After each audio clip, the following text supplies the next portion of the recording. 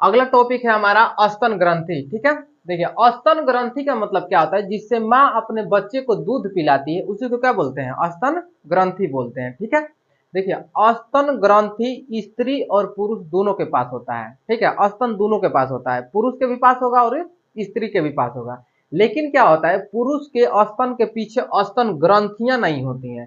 ठीक है, और जब स्तन ग्रंथि नहीं होती है तो क्या पुरुष दूध देगा, नहीं, पुरुष दूध नहीं दे सकता है।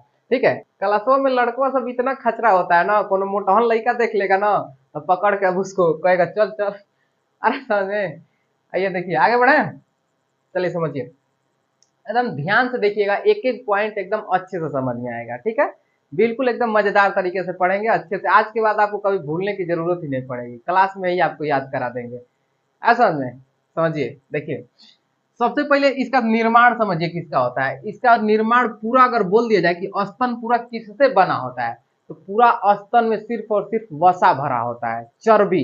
ठीक है, हाँ वो अलग बात है कि सटा रहता है किससे, पसलियों से सटा रहता है, उसके पीछे क्या होते हैं, मांसपेशियां होती हैं। ठीक है, तो मांसपेशियों से वो अलग बात है, लेकिन अगर बोल दिया जाए कि स्तन का निर्माण किससे हुआ है, तो पूरा वसा से मिल करके बना है, कोई दिक्कत नहीं है। आगे आइए देखिए, इसका बाहरी भाग यानी बाहरी वाला जो हिस्सा होता है, ऊपर वाला हिस्सा होता है, इसको एरियोला बोलते हैं। क्या बोलते हैं, एरियोला या चुचुक पृष्ठ बोलते हैं, कोई दिक्कत नहीं, आया समझ में। अब एक एक चीज देखिए, जो आगे होता है इसको बोलते हैं निप्पल। ठीक है, जो एरियोला के आगे छोटा सा होता है, ठीक है, छोटा सा, उसको बोलते हैं निप्पल। क्या बोलते हैं, निप्पल, या बोलते हैं चुचुक। निप्पल बोल लीजिए या चुचुक बोल लीजिए, कोई दिक्कत नहीं। बाहर वाला हिस्सा समझ में आ गया बबुआ, कोई दिक्कत नहीं है। देखिए बाहरी पृष्ठ को क्या बोलते हैं, एरियोला या चुचुक पृष्ठ, और जो गोल वाला हिस्सा जो निकला होता है उसी को क्या बोलते हैं, चुचुक पृष्ठ या निप्पल, कोई दिक्कत नहीं। डाउट क्लियर, अब आगे आइए देखिए, जब आप इसको इसको देखिए, जब इसको अंदर आप जाइएगा ना, एरियोलिया को चीर करके अंदर जाइए। ठीक है, जब अंदर जाइए तो देखिए अंडा जैसे दिखाई दे रहा है, तो इस जो अंडा जैसे दिखाई दे रहा है, तो इस सबको मिला के बोलते हैं ग्रंथिल उत्तक। क्या बोलते हैं, ग्रंथिल उत्तक। क्या बोलते हैं, ग्रंथिल उत्तक। आया समझ में, इस सबको मिला के क्या बोलते हैं, ग्रंथिल उत्तक बोलते हैं, कोई दिक्कत नहीं है। अब इसको फाड़िए, इस ग्रंथिल उत्तक को फाड़िए, तो जब ग्रंथिल उत्तक को फाड़ेंगे तो आपको 15 से 20 गो पाली उसमें मिलेगी, छोटा छोटा छोटा छोटा पाली मिलेगी। देखिए छोटा छोटा पाली दिखाई दे रहा है, इसमें 15 से 20 पाली में विभक्त होता है, बटा होता है, 15 से 20 पाली में। ग्रंथिल उत्तक कितने भागों में बटा होता है, तो 15 से 20 पाली में विभक्त होता है। आगे बढ़े, देखिए अब जब एगो पाली को चिरिएगा ना, एगो पाली को जब फाड़ के अंदर घुसिएगा, एगो उसमें से एगो उठाइए पाली या उठा के फाड़ के अंदर घुसिए, तो उसमें पाया जाएगा कोशिका का गुच्छा।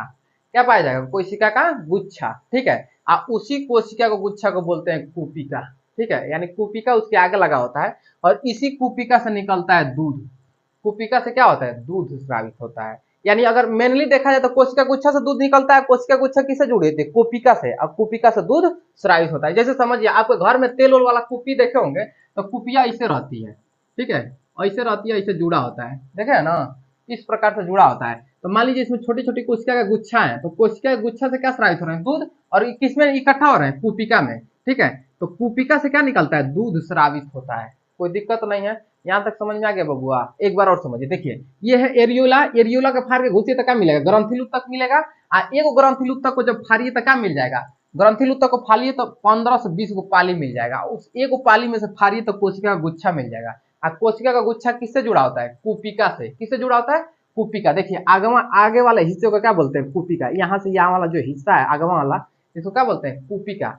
इसी कूपिका से क्या होता है, दूध स्रावित होता है। यहाँ तक समझ में आ गया, दूध स्रावित कहाँ से होता है, तो कूपिका से।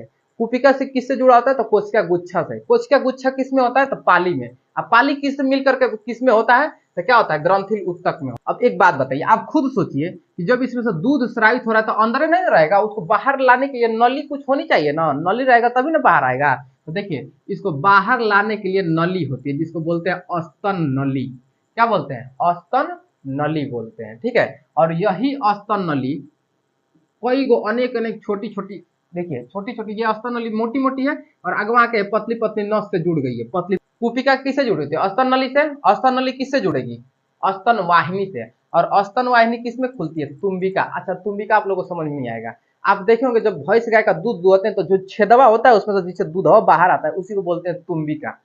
आ गया समझ में? तुम्बिका में कोई दिक्कत नहीं है, जिसे आप दूध ऐसे गाड़ते हैं तो जो छेद होता है उसमें का तो उसी को बोलते हैं तुम्बिका। कोई दिक्कत नहीं। अब एक बार देखिए, एक बार फिर से समझिए, उल्टा एक बार रिवर्स गियर मार के समझिए, रिवर्स गियर। जो जिसमें से दूध पहले गाड़े होंगे दूध निकला होगा, तो दूध जिसमें से निकलता है उसको क्या बोलते हैं? तुम्बिका। छेद वाले को तुम्बिका। याद रखिए, जो ऊपर वाला इसको चुचुक बोलते हैं, बाहर वाला इसको चुचू, उसमें जो छेदवा होता है उसको तुम्बिका बोलते हैं। कोई दिक्कत नहीं है। दूध कहाँ से आया होगा? छेदवा में से तो बाहर से आया नहीं होगा। छेदवा में से कोई नली हुई होगी ना, कई को नली मिली होती है, उसको बोलते हैं स्तन वाहिनी। स्तन वाहिनी के आगे क्या होता है? तो स्तन नली होती है। देखिए मोटी मोटी है स्तन नली। स्तन नली के आगे क्या होती है? तो कुपिका। कुपिका के आगे क्या होती है? तो कोशिका गुच्छा। कोशिका के गुच्छा आगे क्या होती है? तो पाली होती है। ठीक है। अब पाली के आगे क्या होता है? तो ग्रंथिल उत्तक। ग्रंथिल के उत्तक बाहरी भाग अब आ जाइए तो होता है एरियोला। समझ में आ गया बबुआ? कोई दिक्कत नहीं है। अब तो डाउट क्लियर हो गया अच्छी तरीके से ना। पहले एरियोला, ग्रंथिल उत्तक, ग्रंथिल उत्तक को फाड़िए तो क्या मिलेगा? पाली मिलेगा। एगो पाली को फाड़िए तो कोशिका गुच्छा मिलेगा। कोशिका गुच्छा से क्या निकलता है? दूसरा जो कुपिका इकट्ठा करती है और किसको दे देती है? स्तन नली को। स्तन नली किससे जुड़ी होती है? स्तन वाहिनी से। स्तन वाहिनी किससे जुड़ी होती है? तो तुम्बिका से। और तुम्बिका से क्या होता है? दूध बाहर आता है। जितना सब प्रोसेस होने के बाद दूध बाहर आता है, जिसमें देखिए कोशिका गुच्छन, जब माँ बच्चे को दूध पिलाती है तो उसमें अनेक प्रकार के न्यूट्रिएंट्स, विटामिन, प्रोटीन मिले होते हैं, जिससे क्या होता है? बच्चा मोटा मोटा तगड़ा हेल्दी होता है। ठीक है।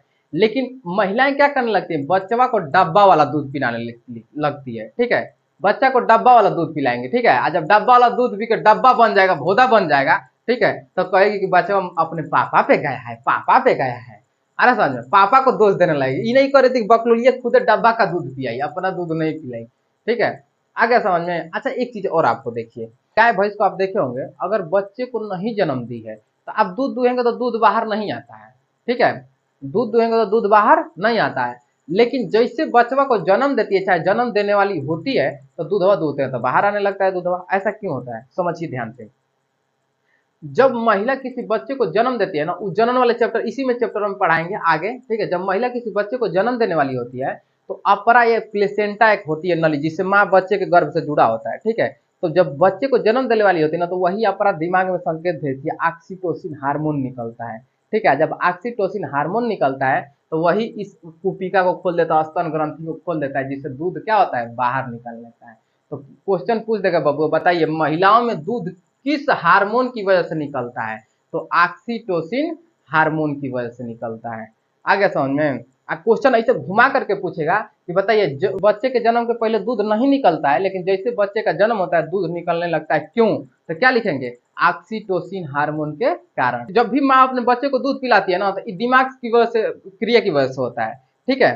तो देख पूजा पाठ जैसे स्थान होता है, तो एकांत समय में जैसे आदमी पूजा पाठ करते हैं, ठीक है, तो एकांत समय में उसी तरह से बच्चे को बैठ करके दूध पिलाना चाहिए। ठीक है। जिसकी वजह से क्या हो? दिमाग एकत्र रहे और अच्छे से न्यूट्रिएंट्स, अच्छे से विटामिन, अच्छे से प्रोटीन बच्चे तक जा सके दूध के माध्यम से।